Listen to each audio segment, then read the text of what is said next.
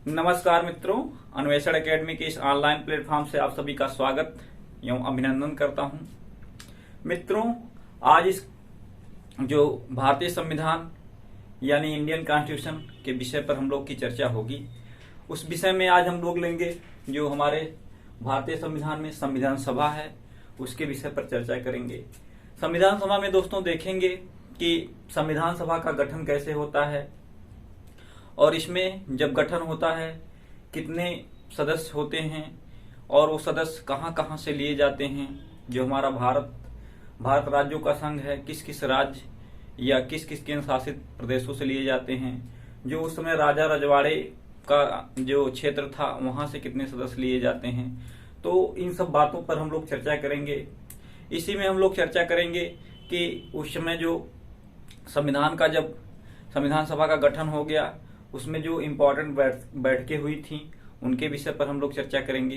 तो आइए देखते हैं दोस्तों, हम लोग क्या संविधान सभा की अगर हम लोग बात कर लें तो संविधान सभा में जब संविधान निर्माण करने की बात आई तो ब्रिटेन से 3 सदस्यीय एक कमेटी गठित होती है और उस तीनों सदस्य को भारत भेजा जाता है, जिसे हम लोग कहते हैं क्या, कैबिनेट मिशन। कैबिनेट 1946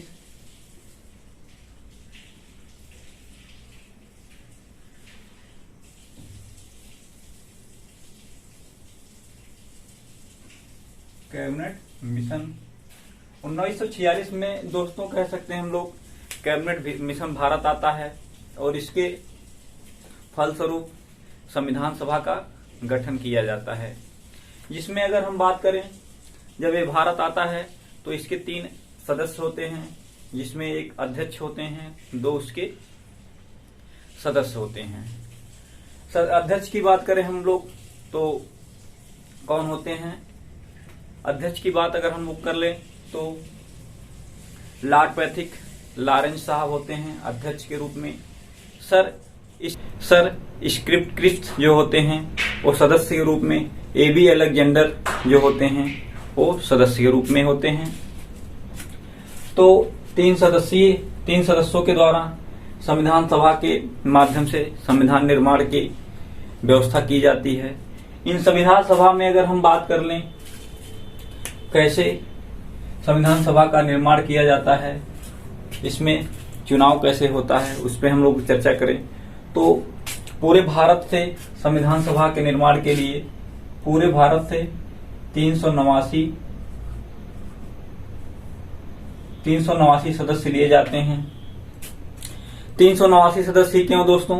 389, इस समय भारत की जनसंख्या लगभग 40 करोड़ के आसपास होती है। तो उसमें अगर हम लोग आगे हम लोग पढ़ेंगे 10 लाख पे एक व्यक्ति लिए जाते हैं, तो उस हिसाब से 389 सदस्य आते हैं। और इसी 389 सदस्य में देखें तो उस समय जब हमारा भारत जो था वहां उस समय अंग्रेजों का उपनिवेश था। क्या? अंग्रेजों का उपनिवेश था। तो उसमें अगर हम लोग देखें इन 389 सदस्यों में से 292 सदस्य ब्रिटिश प्रांतों से लिए जाते हैं। 292 सदस्य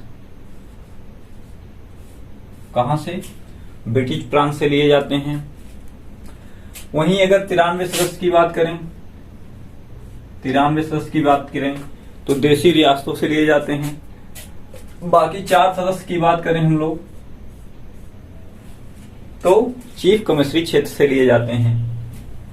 292 सदस्य कहां से? ब्रिटिश प्रांतों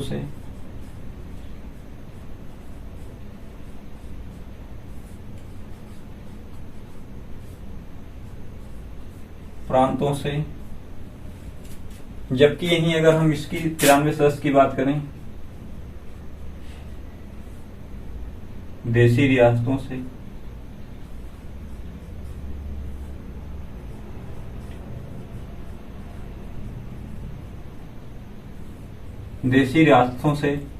जबकि 4 सदस्य की बात करें तो चीफ कमिश्नरी क्षेत्र से।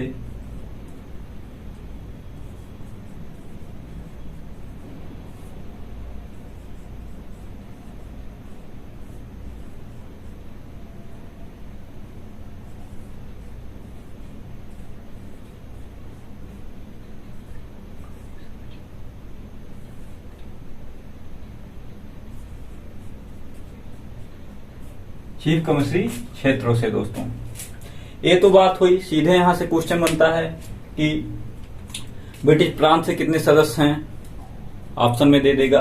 क्वेश्चन पूछ लेगा आपसे देशी रियासतों से कितने सदस्य लिए गए थे और चीफ कमिश्नरी से कितने क्षेत्र थे। बात करें दोस्तों, अगर हम लोग जो ब्रिटिश प्रांत किसे कहेंगे, जब उस समय हमारा भारत जो था जहां पे अंग्रेजों का शासन हुआ करता था उसको हम ब्रिटिश प्रांत कहेंगे।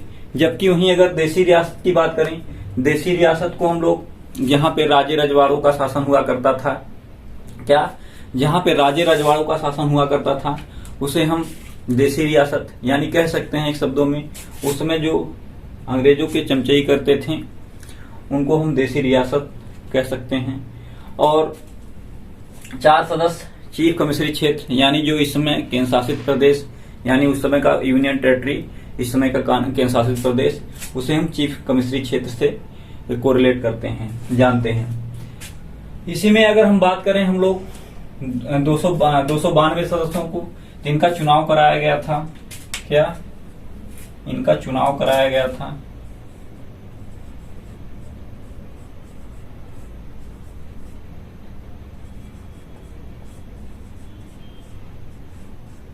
जबकि अगर हम बात करें इसी में हम बात कर लें देशी रियासतों से, इनका मनोनयन किया गया था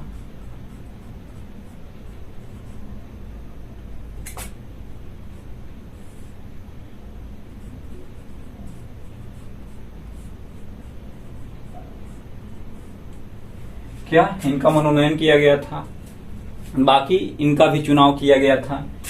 इसमें अगर हम बात कर लें कुछ इंपॉर्टेंट बातों की, तो जो ये चीफ कमिश्नरी क्षेत्र कहाँ कहाँ था उस समय, एक दिल्ली में था, कहाँ, दिल्ली, कुर्ग और जो अजमेर का क्षेत्र है राजस्थान में वहां था, और एक था बलूचिस्तान जो कि इस समय भारत में नहीं है। आगे हम इसमें अगर इसको नोट कर लें, इस बातों को हम नोट कर लें,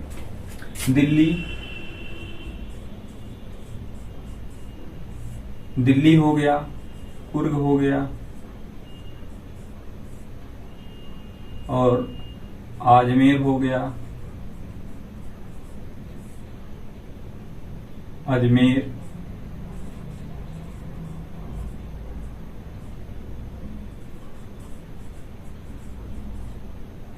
बलूचिस्तान हो गया।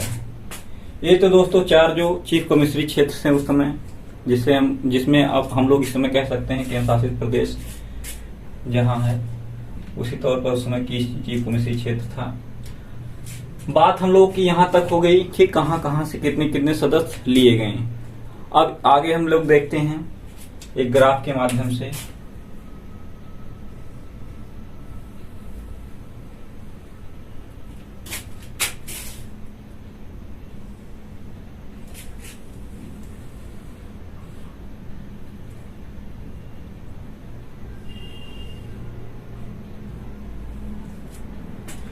इसमें अगर हम लोग बात करें तो 92 सदस्य और 4 सदस्य, टोटल मिलाकर 296 सदस्यों का चुनाव कराया गया। 296 कुल 389 सदस्य में से 296 सदस्यों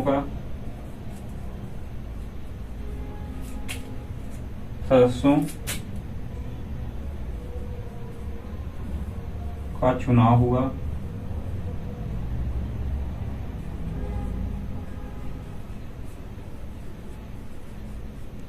क्या हुआ? चुनाव हुआ, जबकि जो अन्य सदस्य थे उनका मनोनयन किया गया।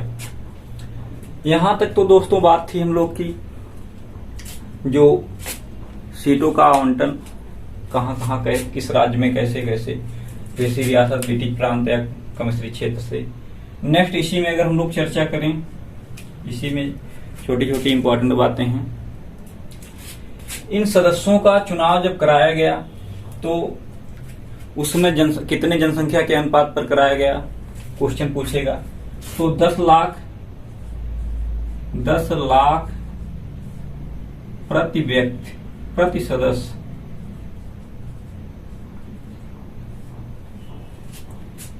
सदस्य को लेकर चुनाव कराया गया। ये जनता कहाँ की थी? उस समय की जो प्रांतीय विधानसभाओं के जो जनसंख्या थी उसके माध्यम से चुनाव हुआ। प्रांतीय विधानसभाओं की जनसंख्या थी जो उस समय, उसके माध्यम से चुनाव हुआ। नेक्स्ट अगर हम बात कर लें इसी में, तो इसमें अगर हम लोग बात कर लें, इस समय जब संविधान सभा का निर्माण चल रहा था यानी चुनाव चल रहा, तो उस समय की सरकार, मतलब जो देश में शासन था किसके माध्यम से देखा जाता था, उस पे अगर हम लोग बात करें तो इस समय सितंबर 1946 ईस्वी की बात है। उस समय इनके द्वारा, JL नेहरू जी के द्वारा एक अंतरिम सरकार का गठन किया जाता है और उसी के माध्यम से सरकार चलाया जाता है और उसके उपाध्यक्ष JL नेहरू जी होते हैं, यानी जवाहरलाल नेहरू जी होते हैं। तो हम लोग की बात वहां तक हो गई, JL नेहरू जी होते हैं। नेक्स्ट अगर हम बात करें इसी के बाद इसमें जब ये संविधान सभा का चुनाव कराकर सारी बातें हो जाती हैं, इसमें सीटें कितनी किसको किसको मिली अगर हम देखें ये, तो जिसमें कुल सीटों की अगर हम बात कर लें, कुल सीटों की बात करें 208 सीट, 208 सीटें किसको मिली? कांग्रेस को मिलती हैं। कांग्रेस पार्टी जो उसमें की होती है उसको मिलती हैं, जबकि 73 सीटें मुस्लिम लीग को मिलती हैं।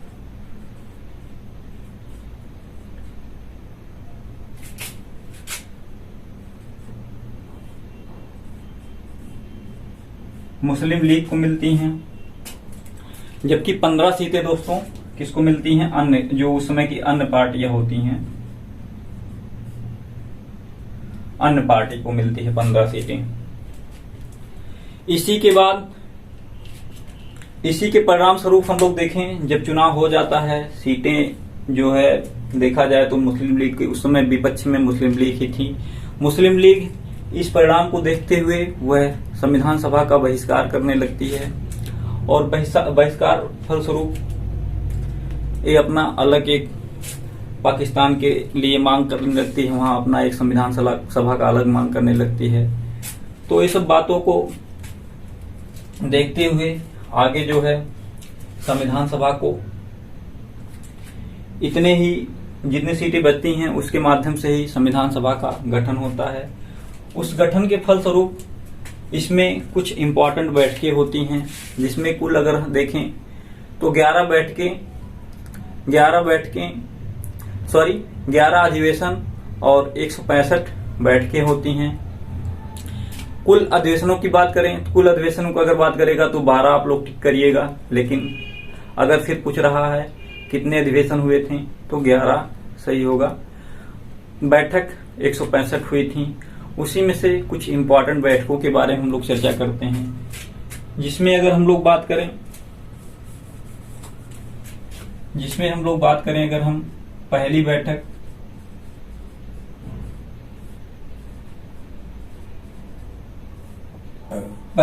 कब होती है? पहली बैठक दोस्तों 9 दिसंबर 1946 को होती है। कब? 9 दिसंबर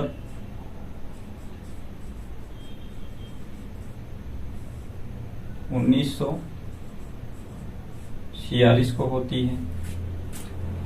इसमें अगर हम बातें करें तो फ्रांस की तरह अपने भारत में पहली जो संविधान सभा में पहली बैठक होती है, फ्रांस की तरह यहाँ भी वायोवृद्ध डॉक्टर सच्चिदानंद सिन्हा जी को अस्थायी अध्यक्ष नियुक्त किया जाता है। किसको? डॉक्टर सच्चिदानंद सिन्हा जी को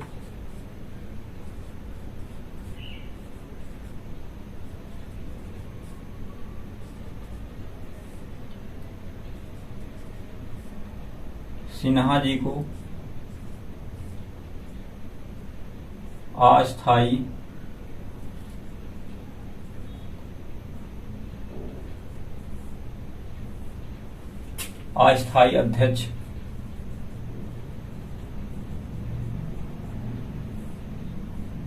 अध्यक्ष नियुक्त किया जाता है। ये तो बातें रही इम्पोर्टेंट पहली बैठक की। अगर इसी अगली बैठक में हम लोग चर्चा करें तो सेकेंड बैठक की अगर हम लोग बात करें, सेकेंड बैठक में दोस्तों, सेकेंड बैठक कब होती है? 11 दिसंबर 1946 को होती है। कब? 11 दिसंबर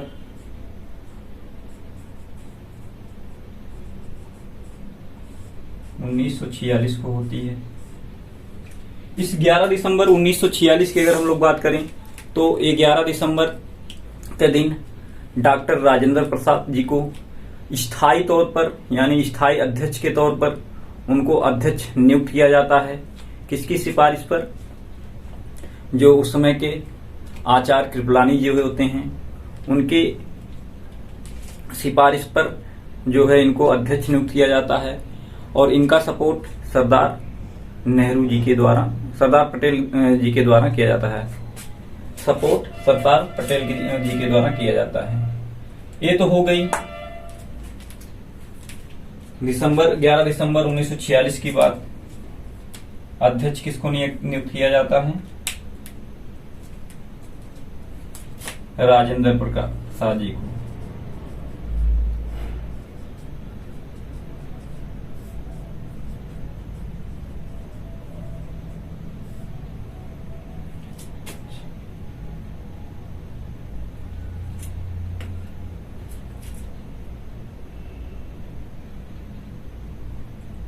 अध्यक्ष नियुक्त किया जाता है।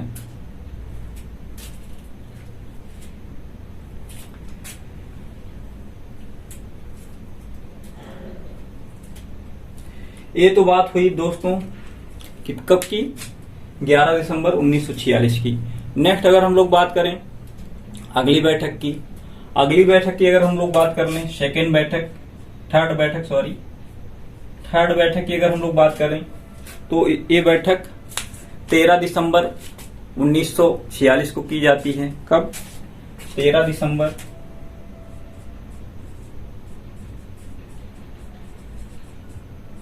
1946 ईस्वी को होती है।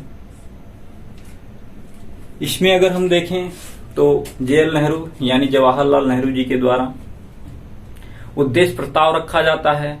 और इस उद्देश्य प्रस्ताव को जब संविधान सभा में रखा जाता है तो संविधान सभा में डॉक्टर BR अम्बेडकर और नेहरू जी के बीच लंबी बहस हो जाती है। इस बहस के फलस्वरूप यह उद्देश्य प्रस्ताव पारित तो होता है, लेकिन कब पारित होता है? एक एग्जाम में पूछता है। 22 जनवरी 1947 ईस्वी को यह उद्देश्य प्रस्ताव पारित होता है। और इस उद्देश्य प्रस्ताव को हम लोग प्रस्तावना के रूप में देखते हैं, जो कि वर्तमान में उद्देश्य प्रस्ताव प्रस्तावना के रूप में भारतीय संविधान में निहित है। उद्देश्य प्रस्ताव की बात आती है किसमें? इस तीसरी बैठक में JL नेहरू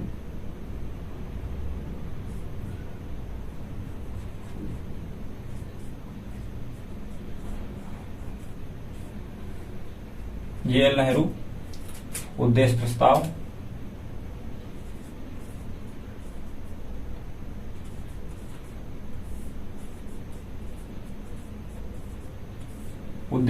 रखा जाता है। और इसको पारित कब किया जाता है?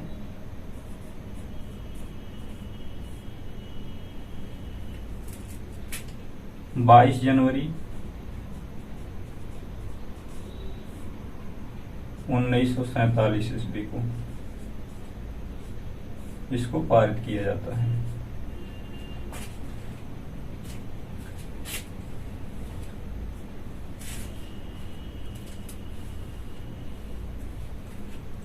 तो दोस्तों ये तो बात रही हम लोग की संविधान सभा का गठन कैसे हुआ, इसमें सदस्य कैसे कैसे हुए। अगर एक बार हम लोग रिवीजन करें तो आइए करते हैं रिवीजन, जिससे चीजें याद हो जाएं। हम लोग देखा कि संविधान सभा के पहले ब्रिटेन से 3 सदस्यीय कमेटी का गठन होता है और वहां से कमेटी आती है जिसमें अध्यक्ष तौर पर लॉर्ड पैथिक लॉरेंस जी अध्यक्ष के तौर पर और स्टोफर्ड स्क्रिप्ट के माध्यम से सदस्यता के रूप में वो होते हैं और एबी अलेक्जेंडर जो होते हैं वो सदस्य के रूप में होते हैं और उन्हीं लोगों के नेतृत्व में संविधान सभा के माध्यम से संविधान निर्माण की बात की जाती है, जिसमें संविधान सभा में हम लोग देखें 389 सदस्य चयनित किए जाते हैं पूरे देश से और इन 389 सदस्य में 292 सदस्य कहाँ से ब्रिटिश प्रांतों से लिए जाते हैं। इनका चुनाव कराया जाता है जबकि 93 सदस्य देशी रियासतों से लिए जाते हैं। इनका मनोनयन किया जाता है यानी सीधे ही मनोनीत होते हैं और 4 सदस्य चीफ कमिश्नरी क्षेत्र से लिए जाते हैं जो कि दिल्ली कुर्ग आजमेर और बलूचिस्तान। कुर्ग की बात करें इसमें दक्षिणी भारत में पड़ता है कुर्ग। वहीं अगर हम लोग देखें तो कुल 389 सदस्यों में से 296 सदस्य का चुनाव हुआ और जिसमें सीटों की बात कर लें तो 208 सीट कांग्रेस ने प्राप्त किया और 73 सीटें मुस्लिम लीग ने प्राप्त किया और 15 सीटें अन्य ने प्राप्त की। वहीं अगर हम बात कर लें तो जब ये पूरी बातें हो जाती हैं, चुनाव हो जाता है, जब संविधान निर्माण करने की बात आती है तो संविधान निर्माण में बैठकें होती हैं, अधिवेशन होते हैं। उसमें बैठकों में हमने देखा पहली बैठक 9 दिसंबर 1946 ईस्वी को होती है। कब? 9 दिसंबर 1946 ईस्वी को, जिसमें वायुविद डॉक्टर सच्चिदानंद सिन्हा को अस्थायी अध्यक्ष नियुक्त किया जाता है, फ्रांस की तरह जैसे फ्रांस में हुआ था। वहीं सेकंड बैठक में हम लोग देखें 11 दिसंबर 1946 ईस्वी को डॉक्टर राजेंद्र प्रसाद जी को स्थायी अध्यक्ष के रूप में नियुक्त किया जाता है। वहीं अगर हम लोग देख लें 13 दिसंबर 1946 ईस्वी को तो इसमें JL नेहरू जी के द्वारा उद्देश्य प्रस्ताव संविधान सभा में रखा जाता है। उद्देश्य प्रस्ताव में डॉक्टर BR अम्बेडकर और JL नेहरू जी के बीच काफी लंबी बहस होने के बावजूद उसके बाद इसको मान्यता प्राप्त मिलती है, जिसको 22 जनवरी 1947 ईस्वी को इसको मान्यता मिली और यही उद्देश्य प्रस्ताव इस समय भारतीय संविधान में प्रस्तावना के रूप में कार्यरत है। दोस्तों, ये तो बात रही हम लोग की संविधान सभा की। हमें उम्मीद है कि बातें समझ में आई होंगी। जिस मित्र को समझ में ना आया हो तो कमेंट में लिखकर बताए, एक बार हम रिवीजन फिर से करवा देंगे।